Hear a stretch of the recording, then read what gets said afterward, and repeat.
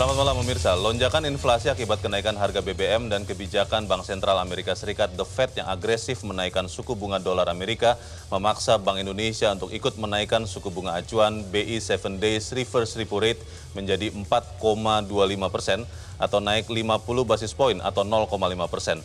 Tingginya suku bunga dolar Amerika Serikat menjadikan dolar saat ini semakin superior serta membuat nilai tukar mata uang di seluruh dunia melemah terhadap dolar Amerika, termasuk nilai tukar rupiah.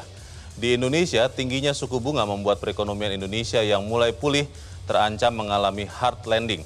Sektor usaha akan tertatih-tatih dengan tingginya tingkat suku bunga. Di sisi lain, ancaman inflasi dan melemahnya nilai tukar rupiah yang sudah menembus 15.000 per dolar Amerika juga membayangi perekonomian Indonesia kalau suku bunga tidak segera disesuaikan. Seperti apa ekonomi Indonesia di era suku bunga tinggi? Bagaimana nasib sektor usaha pasca kenaikan suku bunga? Pemirsa, topik inilah yang akan kita bahas malam ini bersama saya Leonard Samosir. Inilah Economic Challenges Rem Darurat Suku Bunga.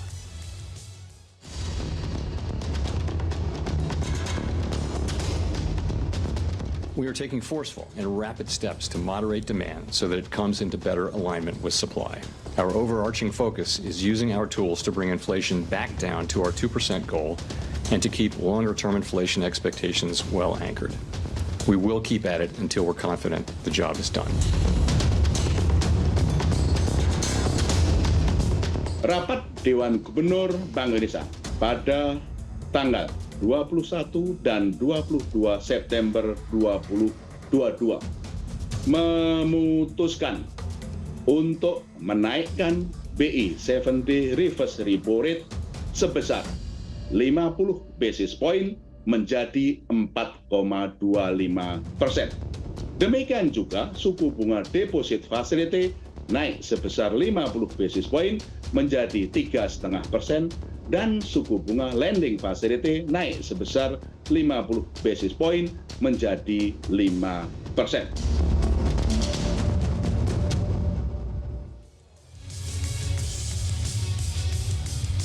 Dan pemirsa, malam ini telah hadir bersama saya di Grand Studio Metro TV 4 orang narasumber yang akan membahas bagaimana kita melihat rem darurat suku bunga ini. Yang pertama telah hadir Ketua Umum Real Estate Indonesia atau REI, Paulus Toto Lusida. Pak Toto, selamat malam. Selamat malam.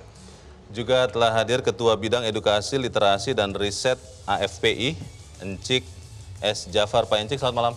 Selamat malam. Juga telah hadir bersama kita Kepala Ekonom Bank Permata, Joshua Pardede. Pak Joshua, selamat malam. Selamat malam, Bang Leo. Dan telah hadir juga bersama kita Business Development Advisor PT Bursa Efek Indonesia atau BEI, Poltak Hotradero. Bang Poltak, selamat malam. Selamat malam. Dan kita melihat pada malam ini pemirsa, tadi sebelum siaran bahwa Bapak, saya melihat nilai tukar rupiah di dua bank besar di Indonesia, itu kurs yang berlaku adalah di 15.100-an. Saya ingin bertanya ke Pak Joshua dulu. Sebenarnya kemarin ketika Bank Indonesia menaikkan suku bunga 50 basis poin 0,5%, terkejut sebesar itu atau memang itu sudah diprediksi sebelumnya? Ya, memang kalau kita lihat konsensus sedikit di atas konsensus market yang memperkirakan kenaikannya sekitar 20 basis poin. Tapi kita melihat dari sisi rasional Bank Indonesia menaikkan 50 basis poin, ini merupakan langkah preemptif ataupun forward looking untuk dapat menjangkar inflasi inti khususnya karena dampak dari kenaikan harga BBM ini, inflasi inti cenderung akan lebih tinggi dari 4% di tahun ini, sehingga kenaikan suku bunga BI secara preemptif ini, langkah preemptif ini diperlukan untuk dapat menjangkar inflasi inti agar kembali di bawah 4% di tahun depan. Jadi sebenarnya hanya untuk menjangkar inflasi inti atau untuk mengimbangi apa yang dilakukan The Fed, karena The Fed kan naikin 0,75%, 75 basis. Bank Indonesia menaikkan 50 basis poin. Itu tidak melihat itu juga atau sebenarnya melihat itu juga? Ya, saya pikir memang kalau kita lihat kan dari awal tahun The Fed sudah menaikkan hampir 3%. Dari 0,25% di awal tahun ini menjadi 3,25%. Dan Bank Indonesia baru saja menaikkan sekitar 75 basis poin di bulan Agustus dan juga di bulan September. Artinya tentu kebijakan suku bunga itu dari masing-masing bank sentral tentu pertimbangannya bervariasi. Ya, kalau The Fed sendiri pertimbangannya karena inflasi dan juga tingkat pengangguran, tapi khususnya akan lebih berat kepada inflasi. Nah, Bank Indonesia konsiderasinya adalah untuk menjangkar inflasi dan juga menjaga stabilitas rupiah. Baik. Yang kemungkinan jika kita lihat adalah lebih dalam rangka menjangkar inflasi. Ya. Tapi tentunya di saat bersamaan pun juga ini menjadi salah satu untuk mengadres juga ketidakpastian global. Oke. Khususnya apalagi dengan tahun depan ekspektasi ekonomi global cenderung melambat, sehingga ini pun juga dalam rangka untuk menjaga stabilitas rupiah agar tetap tidak jauh dari level fundamentalnya. Pak Poltak, Bank Indonesia juga menyebut ada outward risk, katanya ada risiko dana keluar karena perbedaan nilai suku bunga itu bisa membuat capital outflow. Apa memang sudah terlihat juga di bursa atau seperti apa? Sampai saat ini sih belum, karena pemilikan asing itu masih plus. Masih posisinya sejak awal tahun sekitar 70 triliun, jadi sebenarnya belum ada tanda-tanda ke sana. Karena memang Indonesia itu unik. Indonesia masih punya sumber-sumber daya, misalnya emiten-emiten yang bergerak sumber energi, yang di ASEAN itu relatif sudah sangat jarang gitu. Nah kemudian di sisi lain juga posisi Indonesia secara moneter, secara fiskal lebih baik dibanding beberapa negara emerging market, sehingga sebenarnya walaupun disebutkan risiko itu ada, tetapi sampai saat ini belum terlihat. Tetapi saya bisa melihat bahwa ini dalam rangka tadi pendapat bahwa ini preventif gitu, lebih baik ada di depan ketimbangan di belakang kurva. Karena apa yang terjadi dengan The Fed kan sebenarnya di antara para ekonom udah tahu ini The Fed ini sebenarnya di belakang kurva nih, makanya harus dikejarnya lebih cepat. Gitu. Tapi kalau melihat indeks harga saham gabungan, itu kan beberapa hari setelah The Fed menaikkan, lalu Bank Indonesia juga menaikkan, ada koreksi di situ. Itu koreksi normal yang tidak terkait dengan langkah-langkah dua bank sentral ini, atau memang itu respon dari investor? Itu gabungan, karena kembali lagi kan kita melihat bahwa Indonesia itu sebenarnya ekonomi yang sangat kompleks, dan sebenarnya di antara negara-negara emerging market itu yang lebih penting itu adalah masih ada yang lebih buruk keadaannya gitu. Jadi kalau misalnya seorang investor global ketika harus menempatkan, dia punya portofolio di berbagai negara, dari Thailand, Indonesia, Filipina, ada di India dan lainnya. Ketika dia bilang, oke, saya akan pull out. Saya mau pull outnya kemana gitu. Nah, jadi dia kalau dia pulangkan pun ya misalnya dengan keadaan seperti ini nggak visible juga. Dia masih yang terjadi adalah mereka mengurangi portofolio, tapi mereka akan mengurangi secara proporsional. Nah, kebetulan Indonesia posisinya lebih baik dibanding negara-negara lain, sehingga efeknya lebih teredam. Baik, Pak Toto, kredit itu kan KPR ya terutama, atau kredit properti yang lain itu langsung terimbas biasanya karena kenaikan suku bunga. Kenaikan BI 7 days reverse repo rate 50 basis point itu kan masih mungkin bisa naik lagi karena The Fed katanya masih mau menaikkan lagi sampai akhir tahun. Ray sudah melihat dampak dari kenaikan suku bunga ini tidak? Kita sudah diskusi dengan beberapa bank, mereka belum menaikkan bunga kredit. Belum menaikkan bunga kredit? Dan beberapa bank waktu kami diskusikan bahkan masih berani memberikan bunga tetap untuk lock selama 1 tahun. Mulai kapan itu maksudnya? Dari sekarang sampai tahun depan? Iya. Oh, jadi belum ada efek dari kenaikan suku bunga ini kepada kredit pemilikan rumah atau properti yang lain? Iya, belum. Belum ada? Belum. Tapi kalau terlihat seperti ini, apakah memang akan menjadi beban?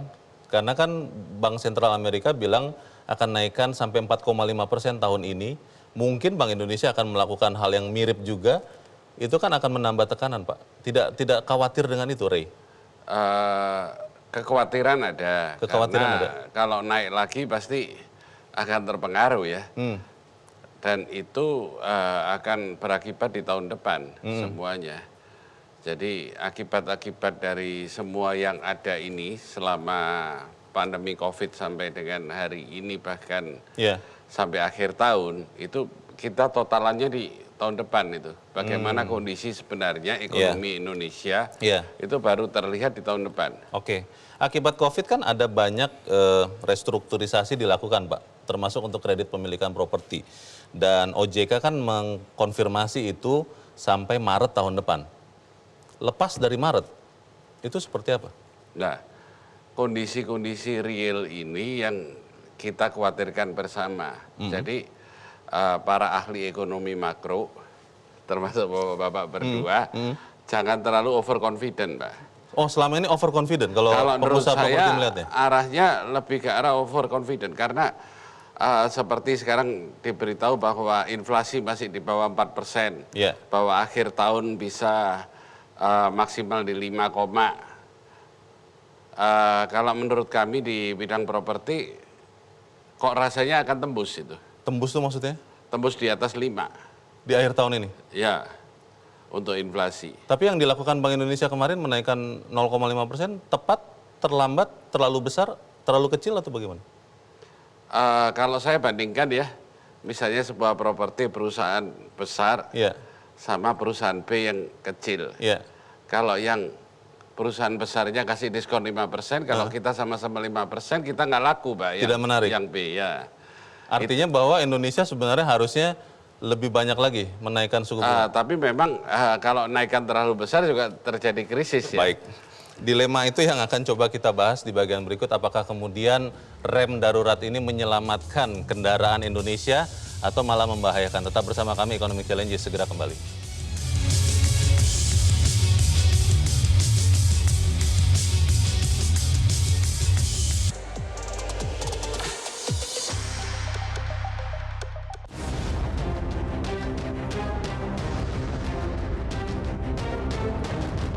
Sekarang ini yang ditakuti oleh semua negara adalah kenaikan harga barang dan jasa. Inflasi itu yang paling ditakuti. Kalau sebuah daerah terjadi kenaikan harga barang dan jasa dan kepala daerahnya diem saja, artinya dia nggak ngerti inflasi itu apa dan berakibat kepada rakyatnya itu apa.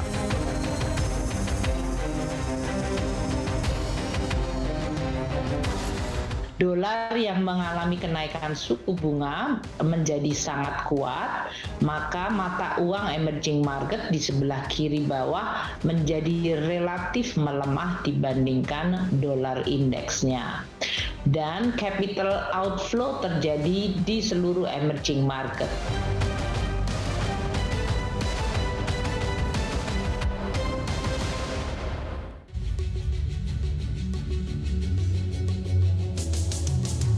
Terima kasih pemirsa, Anda masih bersama kami di Economic Challenges. Pak Encik, kalau kita melihat suku bunga sudah naik, KPR belum atau properti belum terdampak signifikan, bagaimana dengan pinjaman-pinjaman, Pak? Apakah sudah mulai terkena dampaknya?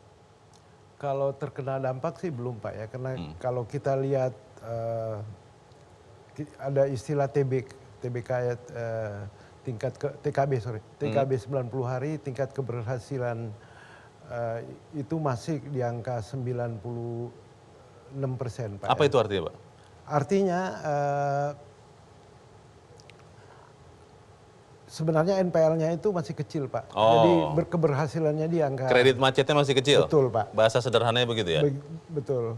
Jadi dengan dampak ini juga memang kalau kita lihat, karena peer-to-peer ada lender, ada borrower, kan, Pak? Iya. Nah, bunga dari lender ini masih menarik. Karena di angka sekitar antara 15 sampai 18%. Oke. Masih di atas dari deposito. Sehingga dampak Fed dan sebagainya naik, BI rate dan sebagainya masih belum berdampak. Tapi kalau kemudian nanti Bank Sentral Amerika naikkan sampai 4,5%, itu janjinya di sampai akhir tahun, Bank Indonesia bisa jadi mengikuti yang sama, tidak terkena dampaknya juga, Pak? Kalau tidak terkena pasti terkena, Pak. Oke. Jadi tergantung dari investor sebagai lender. Jadi kita dari asosiasi tetap melakukan research, Pak. Yeah. Karena bunga yang semua fintech atau pinjol yang berizin di OJK itu kita patok bunganya maksimum 0,4% per hari. Sehingga kalaupun nanti ada dampaknya pasti kita akan menyesuaikan, Pak. Sampai akhir tahun masih aman atau mulai berhati-hati dengan peningkatan kredit macet? Saat ini kita mulai melihat dan research, Pak, ya. Sehingga sampai akhir tahun ini mungkin kita lebih berhati-hati. Oke. Pak. Pak Joshua, kan The Fed bilang ya sampai 4,5% akhir tahun. Kalau dipenuhi, kalau lebih besar, karena melihat inflasi ternyata tidak turun juga signifikan, kan bisa lebih besar lagi dari situ. Lalu di saat bersamaan kita lihat harga komoditas sudah mulai turun. Itu kan keuntungan untuk Indonesia tadinya. Ya. Melihat kondisi seperti ini, apakah memang aman, nilai tukar rupiah juga aman, kemudian suku bunga juga aman, atau seperti apa Anda lihat?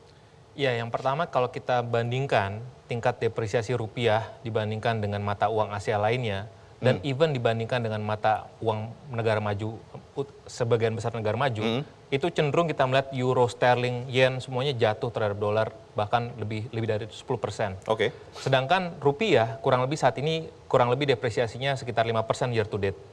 Artinya itu mengindikasikan Dari awal Januari berarti dari ya? awal Januari sampai dengan saat ini. Oke. Jadi tingkat depresiasi rupiah yang relatif lebih rendah ataupun terbatas dibandingkan dengan mata uang global, hal ini juga mengindikasikan sebenarnya kondisi fundamental kita cenderung masih lebih baik. Ya, tadi sampaikan terkait inflasi, kita perkirakan inflasi akan di atas 6% tahun ini. Tapi kita juga melihat faktor sisi lainnya, ya, dari sisi faktor fiskalnya, ya, di mana kita tahu bahwa defisit fiskal akan diturunkan tahun depan maksimal 3%. Karena undang-undang ya? Artinya apa? Berarti dampaknya kepada pengelolaan utang pun juga seharusnya lebih baik.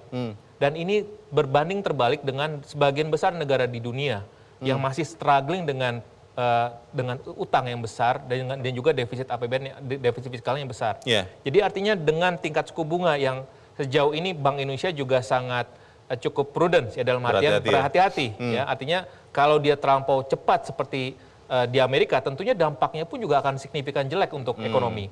Dan juga karena yang tadi disampaikan oleh Bang Poltak bahwa tingkat inflasi di Amerika ini sudah sangat tinggi sekali. 8%, 9% untuk normal Amerika Serikat 2%, itu suatu hal yang sangat tinggi sekali dan tidak pernah terjadi dalam 40 tahun terakhir. Jadi artinya agresivitas itu diperlukan. Sedangkan Indonesia, kita sudah mengalami kenaikan BBM 2013-2014, yang dimana tingkat inflasinya pun juga kemungkinan bisa lebih besar dibandingkan saat ini. Jadi artinya agresivitas itu pun juga tidak perlu harus seagresif di Amerika Serikat. Dan juga perlu kita lihat lagi adalah real policy rate, real yield kita. Ya, jadi bukan kita membandingkan perbandingan nominal yield kita, nominal policy rate kita, tapi kita harus melihat realnya. Dibandingkan juga dengan inflasinya seperti apa. Dan kalau kita bandingkan real policy rate kita, real yield kita masih relatif meskipun negatif tapi tidak lebih buruk dibandingkan real yield dari negara-negara lain. Pak Bang Bolta, kalau melihat yang terjadi sekarang, ini kan semacam perlombaan menaikkan suku bunga ya, masing-masing negara menyelamatkan diri masing-masing. Dan kalau melihat the Fed harus melakukan dengan agresif karena memang inflasi Amerika tertinggi 40 tahun ya terakhir. Bank Indonesia kan juga tidak bisa tenang-tenang saja. Kalau melihat tren suku bunga yang terus naik ini, sektor mana yang akan paling tertekan? Tadi dari properti mengatakan sudah siap-siap terutama untuk tahun depan ketika restrukturisasi mulai berakhir atau tidak tahu kelanjutannya. Bagaimana, Bang? Sebenarnya pada dasarnya ekonomi Indonesia itu under leverage.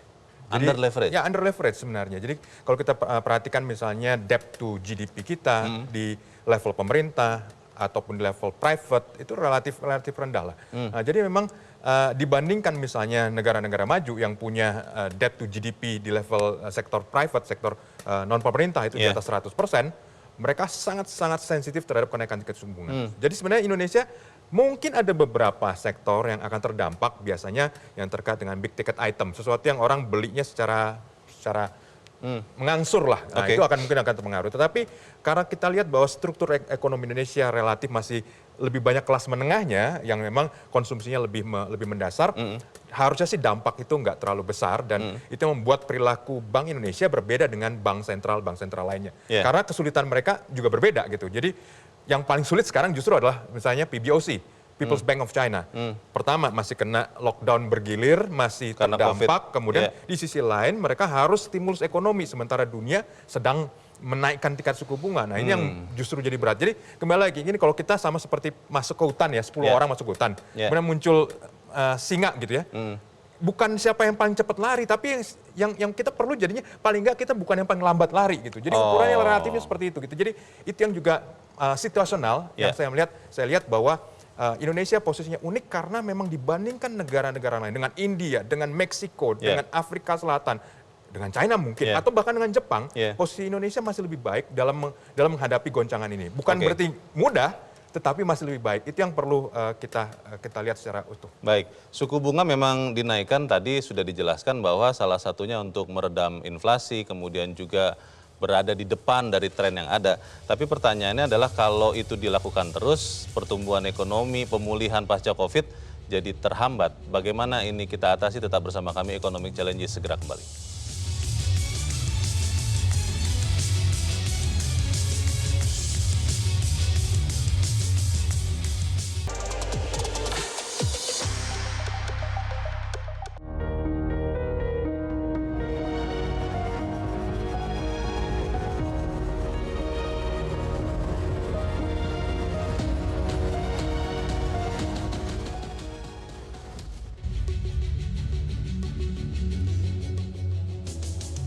Terima kasih pemirsa, Anda masih bersama kami di Economic Challenges. Pak Toto, saya ingat tahun 97-98 krisis moneter, krisis finansial. Salah satu yang kena itu adalah properti, Pak. Ya. Banyak sekali kredit macet di situ. Memang kondisi sekarang jauh berbeda dibandingkan itu. Tetapi ketika ada tekanan kenaikan suku bunga, waktu itu kan kenaikan nilai tukar juga, ini sekarang pelan-pelan. Apakah ada antisipasi meningkatnya kredit macet di sektor properti, Pak Toto? Ya pasti itu peningkatan ada dengan akibat dari kenaikan suku bunga. Tapi kita bersama-sama juga berusaha melalui asosiasi untuk meminimasi itu. Karena sekarang kan bunganya jauh di bawah. Cuman kecuali peristiwa 97-98 terjadi lagi yang naiknya sampai 70% kan. Oh, waktu itu ya karena rupiah melemah begitu rupa saat itu ya. Ya. Kalau sekarang kan dalam kondisi masih optimis kita. Oke. Cuman sekarang itu masalahnya pengendalian inflasi terhadap properti. Karena properti itu kalau terjadi sesuatu kena duluan dia. Lah kalau sudah pulih bangkitnya belakangan. Oh, kenapa itu Pak? Ya karena tergantung dari supply and demand kan. Oke. Nah semuanya kan harus gerak dulu baru end user itu bisa beli lagi properti. Bangun dulu baru ada nanti dibeli begitu. Jadi kondisi properti itu masing-masing daerah juga beda. Jangan disamakan kondisi Indonesia dengan China. Jangan disamakan kondisi Indonesia dengan Amerika. Karena masing-masing beda. Apalagi dengan China yang perumahannya sudah ada. Jadi dia benar-benar oversupply di sana. Di sini Pak? Kalau di sini kan backlog masih 12,7, malah meningkat lagi. Itu untuk rumah? Iya. Kalau untuk high rise building, untuk apartemen, ya, secara untuk total untuk hunian. Oh, kalau melihat dampak dari BBM, itu kan kemarin naik signifikan harga BBM. Lalu sekarang kita lihat nilai tukar juga perlahan tapi pasti sudah sentuh 15.000 untuk $1 Amerika Serikat. Kira-kira akan menaikkan harga properti atau tidak, Pak? Kalau naik pasti naik. Tapi kita berusaha minimize itu supaya tidak terjadi di Amerika. Mereka naik langsung 19,7% average, itu gede sekali Pak. Karena daerah-daerah seperti New York dan LA, San Francisco naiknya sampai 2 kali lipat harga propertinya.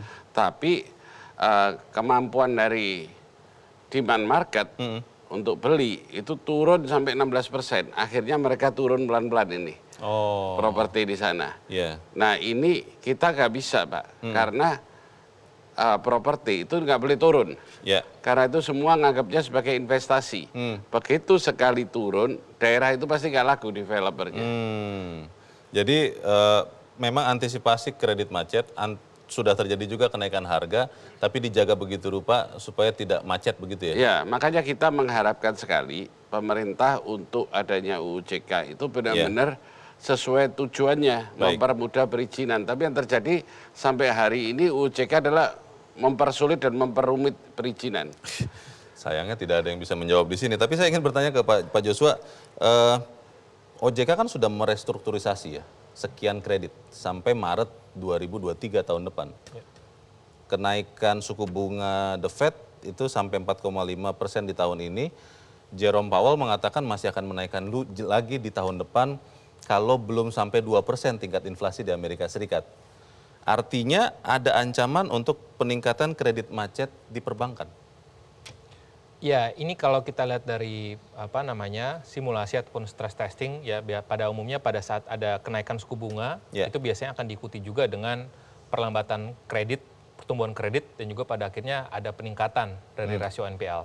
Nah, tapi itu kejadiannya bisa tidak selalu terjadi. Karena di 2018 maaf, pada saat suku bunga BI naik, justru malah suku bunga kredit trennya malah menurun. Oh, Jadi ada tidak semua kondisi itu terjadi. tidak selalu terjadi. sama Betul, dari sama. masa lalu. Dan ini juga kalau kita melihat ataupun menyimak pernyataan dari Gubernur Bank Indonesia di press conference di RDG bulan ini, alat liquid terhadap DPK perbankan itu masih di atas 26%. Artinya apa? Likuiditas perbankan ini masih sangat ample, masih sangat longgar. Makanya tadi disampaikan oleh Pak Toto bahwa perbankan masih appetite untuk penyaluran kredit KPR-nya masih relatif bagus. Artinya likuiditasnya masih cukup ample. Yeah. Sehingga pada saat nanti seandainya ada kenaikan suku bunga kredit perbankan, itu pun juga transmisinya ataupun penyesuaiannya pun juga butuh waktu.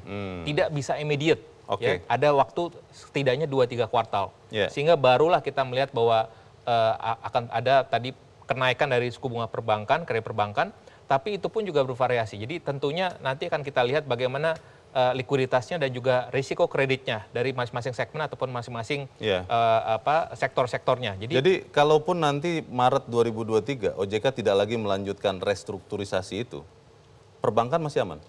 Ya, kalau kita lihat memang sampai dengan bulan Juli yang lalu ya untuk beberapa sektor proporsi dari kredit restructuring-nya terhadap total kredit itu untuk beberapa sektor masih di atas 20%. Oke. Jadi artinya ada kemungkinan ataupun kami melihat ada potensi bahwa OJK akan cenderung untuk memperpanjang restrukturisasi ke beberapa sektor. Oke. Tapi untuk sektor-sektor yang di mana proporsi dari kredit restructuring-nya sudah di bawah 20%, Yeah. ada kemungkinan ini tentunya tadi ya kita lihat bahwa tentunya akan ada dampak ya. Tapi saya pikir dampaknya tidak akan signifikan itu dan juga karena tadi pertumbuhan kreditnya sendiri sampai dengan bulan Oke. Juli kemarin masih double digit. Jadi kami melihat bahwa dampaknya kepada Yeah. rasio NPL untuk meningkat signifikan pun juga itu akan terbatas. Baik, Pak Poltak, memang betul bahwa investor global ketika misalnya memutuskan mengeluarkan dananya dari Indonesia, dia harus cari yang setidak-tidaknya sama menguntungkannya. Tapi kalau kemudian perbedaan suku bunga Indonesia dan Amerika semakin lebar, dan tahun depan juga akan semakin lebar, ini tidak benar-benar akan memicu dana mulai keluar dari Indonesia ke Amerika atau ke negara lain? Sebenarnya kalau dana keluar dari Indonesia, itu sebenarnya sudah terjadi waktu pandemi. Jadi seperti misalnya pemilikan asing atas surat utang negara, dulu sampai 37%. Sekarang berapa? 17%.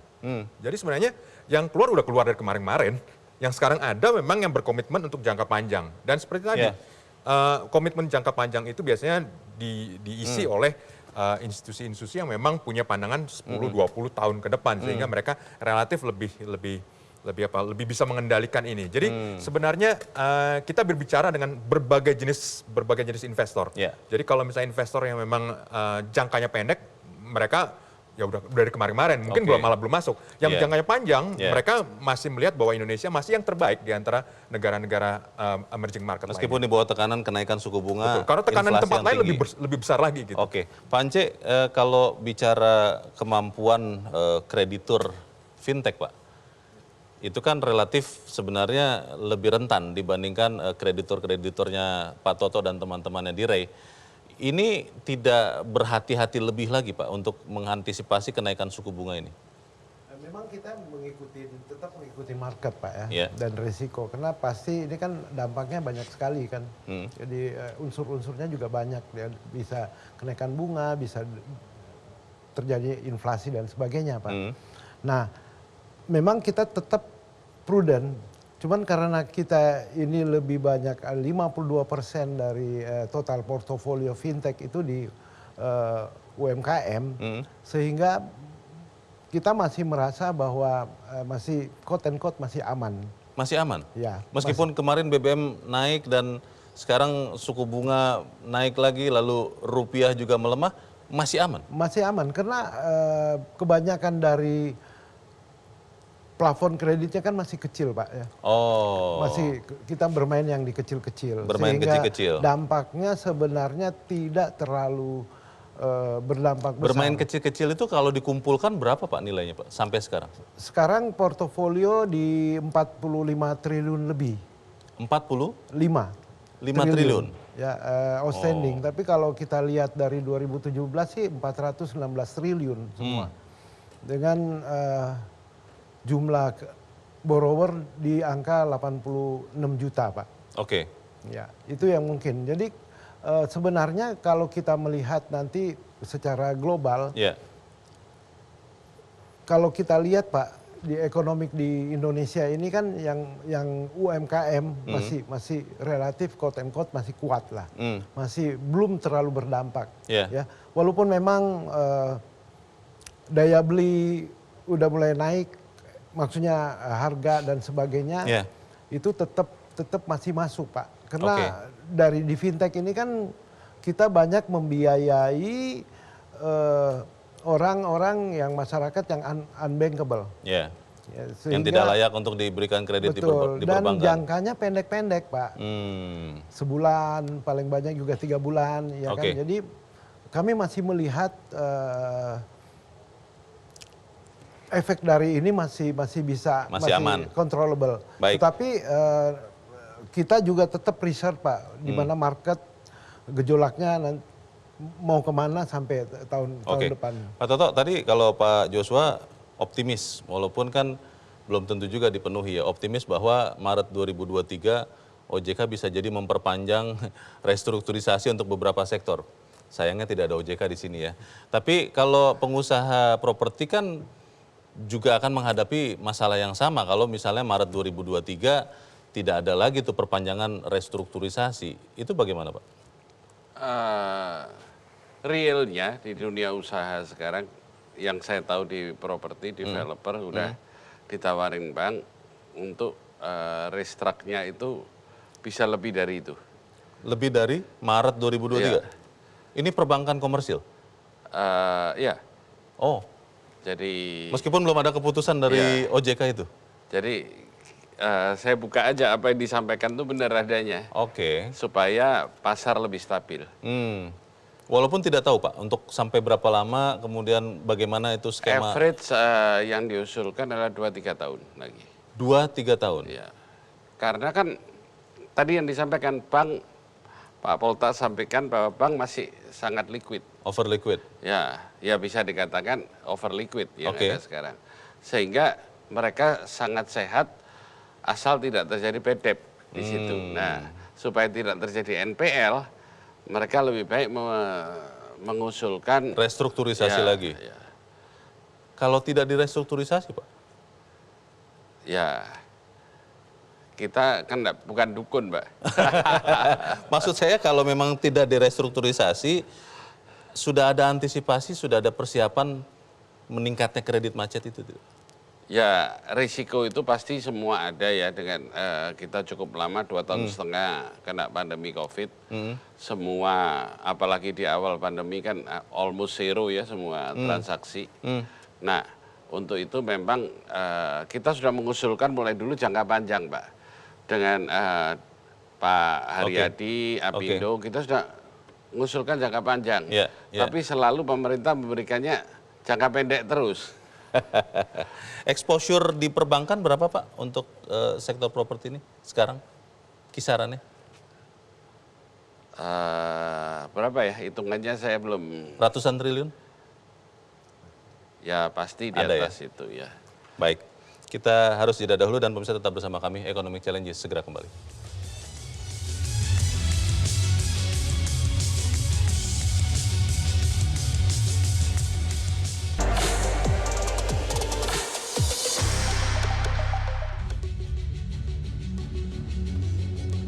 Terima kasih pemirsa, Anda masih bersama kami di Economic Challenges. Kita di bagian akhir diskusi kita malam ini. Pak Joshua, kalau melihat ini memang masa yang tidak mudah. Kita harus memilih antara menyeimbangkan ancaman inflasi dengan pertumbuhan ekonomi yang kalau tidak hati-hati malah memperlambat pertumbuhan ekonomi kita. Apa yang harus kita waspadai kalau Anda lihat terutama dari sektor perbankan? Ya, kalau kita lihat di satu sisi tadi ya, bagaimana pengelolaan likuiditas perbankan ini tetap harus dijaga dengan baik gitu ya, dan juga tadi bagaimana prudent dari sistem sektor perbankan dalam hal ini mengelola resiko kredit pun juga ya, dan juga tadi dampak dari pengelolaan resiko market ya akibat adanya gangguan tadi shock dari global, dari kenaikan suku bunga The Fed, lalu juga potensi perlambatan ekonomi global yang pada akhirnya berujung pada penurunan ekspektasi penurunan harga komoditas. Tentunya ini juga akan berpotensi tadi berdampak kepada kinerja dari sektoralnya, ya juga tentunya akan terpengaruh, sehingga tentu dalam hal di sektor perbankan tentunya kami akan terus mendorong tadi mengoptimalkan likuiditas yang ada ini untuk sektor-sektor yang produktif, ya, karena kita melihat bahwa ada beberapa sektor yang masih produktif, misalkan F&B, makan minuman, lalu dari sisi manufaktur misalkan petrochemical, dan yang ketiga adalah hilirisasi nikel dan juga mineral dasar, yang dimana 3 sektor manufaktur tersebut pertumbuhannya bahkan tetap positif pada saat pandemi, di awal pandemi. Jadi artinya tentu perbankan akan lebih selektif ya melihat risiko kredit ke depannya, tapi tentunya perbankan pun juga akan terus mendukung, terutama misalkan UMKM yang tadi disampaikan oleh Pak Anci juga, bahwa backbone dari ekonomi Indonesia ini pun juga tetap harus kita dukung ya, sehingga tadi bagaimana unbankable tadi itu bisa dengan adanya fintech, dengan kolaborasi juga perbankan, ini juga akan bisa mengembangkan pertumbuhan dari kredit UMKM yang notabene juga kita lihat selama pandemi bahkan kredit UMKM relatif lebih baik dibandingkan segmen-segmen lainnya, sehingga kita harapkan dengan upaya untuk mendorong penyaluran kredit pada UMKM ini pun juga akan bisa menopang pertumbuhan ekonomi ke depannya. Baik, Pak Poltak, hukum besinya pasar modal kan berlawanan dengan suku bunga. Ketika bunga naik begitu rupa, biasanya orang akan melihat pasar modal tidak begitu menarik lagi dibanding dia memasukkan uangnya ke bank. Kalau Anda melihat kondisi seperti ini, bagi investor di pasar modal itu seperti apa outlook-nya? Secara umum pasti diversifikasi. Karena kembali lagi, namanya Indonesia itu terdiri dari berbagai sektor. Dan seperti tadi Joshua sampaikan, itu tiap sektor punya gairah, punya spiritnya sendiri-sendiri, keadaan sendiri-sendiri. Beruntunglah Indonesia yang punya cukup lebar portofolionya. Sehingga saya selalu sampaikan bahwa pertama diversifikasi, nomor 2 ya diversifikasi di dalam satu sektor, antar sektor, juga diversifikasi instrumen. Kenapa enggak misalnya sekarang mungkin mulai mempertimbangkan diparkir dulu misalnya surat utang negara misalnya. Ada ORI, ada SUKRI, ada yang relatif lebih aman. Betul, kembali lagi sampai menunggu, karena kembali lagi menunggu keadaan lebih pasti-pasti, dan kembali lagi karena daya tahan itu perlu dijaga karena ini masih cukup panjang. Saya melihat mungkin sampai dengan tahun depan keadaan seperti ini karena Powell ya sekarang oke saya akan naikkan tingkat suku bunga dan saya akan tahan di situ sampai dengan inflasinya turun. Jadi kembali lagi ini bicara bukan skala minggu, skala bulan, tetapi kita bicara sampai dengan 1 tahun ke depan. Jadi kembali lagi seluruh dunia akan mengalami seperti itu. Eropa apalagi ya ini bicara soal 1 tahun ke depan bagaimana persediaan energi bisa dipenuhi, alternatif dari luar Rusia dan lain-lain. Jadi kembali lagi memang keadaan berat, tetapi kalau ini bisa diatasi, maka kita akan punya kekuatan yang lebih besar ke depannya. Kenapa inflasi Amerika Serikat belum signifikan turun juga, padahal The Fed-nya sudah sangat agresif? Nah, karena kembali lagi, komponen dari belanja Amerika, itu komponen terbesarnya itu ada di perumahan. Jadi ketika komponen segala hal yang berkaitan perumahan itu harganya masih tinggi dan tetap tinggi, itu sulit untuk naik. Sulit untuk turun. Di sisi lain nomor 2 adalah banyak sekali komponen inflasi di Amerika sifatnya adalah jasa. Nah, jasa ini kan relatif lebih lembam ya. Jadi kalau turun tuh dia harus ada perlambatan ekonomi dulu baru bisa turun. Nah, itu yang membuat bedanya antara inflasi di Amerika dengan inflasi di Indonesia. Oke, terima kasih. Pak Ance, melihat apa yang terjadi sekarang yang diwaspadai oleh pengusaha atau pelaku usaha fintech itu seperti apa, Pak? Ya memang kalau kita lihat Pak, ada 46 juta lebih UMKM yang masih unbankable. Itu masih terbuka luas untuk fintech untuk masuk ke market ini, Pak. Walaupun gede, kita tetap prudent dengan tentunya risk control kita jaga ketat karena fintech adalah di teknologi, risk control dan credit scoring pasti kita kuatkan di situ, Pak. Karena melihat ini juga walaupun kita tetap optimis masih terbuka luas marketnya, kita tetap melakukan prudent terhadap risk appetite kita. Pinjol ilegal sudah tidak jadi masalah lagi sekarang? Atau masih jadi masalah? Masih, cuman sangat sedikit karena Satgas Waspada Investasi dan Kominfo sudah take down 4.160 aplikasi. Oke. Ya.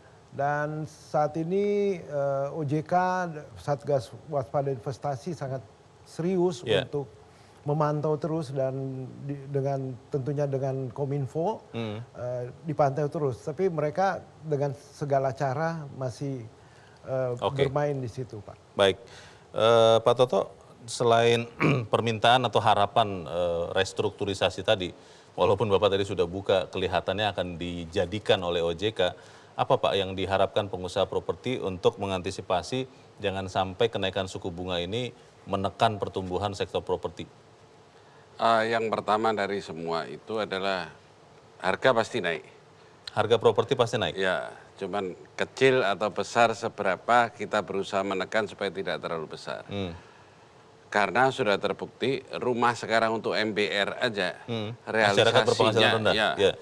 Realisasinya itu baru 24.000 dari 200.000 Pak. Oh. Tahun ini. Oke. Jadi jauh, cuma 10%-an. Jadi perlu perhatian bahwa kondisi itu sudah nggak nutut harganya yang ada sekarang.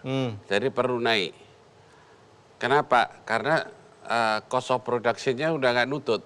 Mereka nggak bisa jual. Bahan bangunan sudah naik karena BBM naik? Ya, nah itu terjadi stuck ini di sini. Oke. Terhadap stok, kita aja stok sudah sekitar 156.000. Realisasi baru 24.000, semua wait and see. Yang kedua, masyarakat pun kalau kondisi perekonomiannya ada kestabilan, silahkan untuk membeli rumah. Karena saatnya untuk beli rumah sekarang. Karena tadi yang disampaikan para ahli ekonom kan sudah jelas bahwa ketidakpastian ini akan jangka panjang, tapi berbahaya juga kalau penghasilannya tidak stabil ya. Walaupun suku bunga mulai naik, aman juga untuk beli properti sekarang, Pak? Naiknya berapa? Kan masih relatif stabil dibanding dengan kondisi-kondisi kalau kita bandingkan tahun 2000-an dengan kondisi hari ini. Masih lebih aman? Masih lebih aman. Oke. Kita harapkan apa yang kita bicarakan di meja ini bisa benar-benar menyumbangkan juga pemikiran bagi para pengambil keputusan. Saya berterima kasih kepada Pak Poltak, Pak Joshua, Pak Toto, dan Pak Ancik. Dan pemirsa, demikianlah Economic Challenges pada malam ini. Saya Leonard Samosir berterima kasih Anda sudah menyimak. Tetap jaga kesehatan Anda. Selamat malam. Sampai jumpa.